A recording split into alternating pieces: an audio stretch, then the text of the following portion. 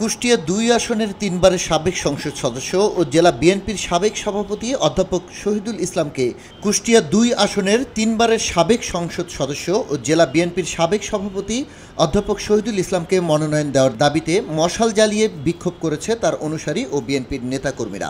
বুধবার সন্ধ্যা ৭:৩০টার দিকে কুষ্টিয়া পাবনা মহাসড়কের ভেড়ামারার যাত্রী ছাউনি এলাকায় এই বিক্ষোভ মিছিল অনুষ্ঠিত হয়।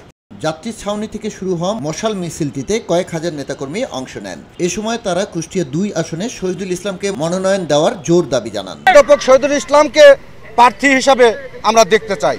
যে সম্ভাব্য প্রার্থীর তালিকা ঘোষণা করা হয়েছে, সেখানে বীর মুক্তিযোদ্ধা জননেতা অধ্যাপক শহীদুল ইসলামের নাম না থাকার কারণে সম্ভাব্য প্রার্থী তালিকার পরেই এই ভেড়ামারা মিরপুরের হাজার হাজার মানুষ গণতান্ত্রিক পদ্ধতিতে প্রতিদিনই আমরা কোনো না কোনো কর্মসূচি পালন করে যাচ্ছি।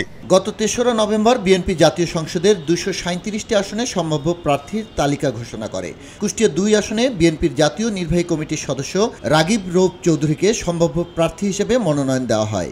এর সিদ্ধান্ত ঘোষণার পর থেকে মিরপুর ও ভেড়ামারা উপজেলায় অধ্যাপক শহীদুল ইসলামের সমর্থকরা ধারাবাহিক আন্দোলন করে আসছেন।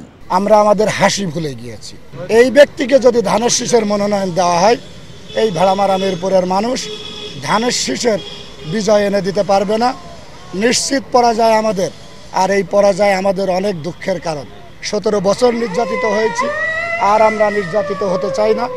জনাব তারেক রহমানের কাছে বিনয়ের সহিত অনুরোধ করব যে এই আসনটি যদি ধানের শীষের পক্ষে পেতে হয়, তাহলে অবশ্যই আসনটি অধ্যাপক শহীদুল ইসলামের কোনো বিকল্প প্রার্থী নেই। মশাল মিছিল শেষে অংশগ্রহণকারী তৃণমূলের নেতাকর্মীরা বিএনপি চেয়ারপারসন খালেদা জিয়া, ভারপ্রাপ্ত চেয়ারম্যান তারেক রহমান সহ দলের শীর্ষ নেতাদের প্রতি কুষ্টিয়া ২ আসনের মনোনয়ন পুনর্বিবেচনা করে অধ্যাপক শহীদুল ইসলামকে প্রার্থী হিসেবে মনোনয়ন দেওয়ার দাবি জানান। খবরের কাগজ, নিখাদ, নির্ভীক, নিরপেক্ষ।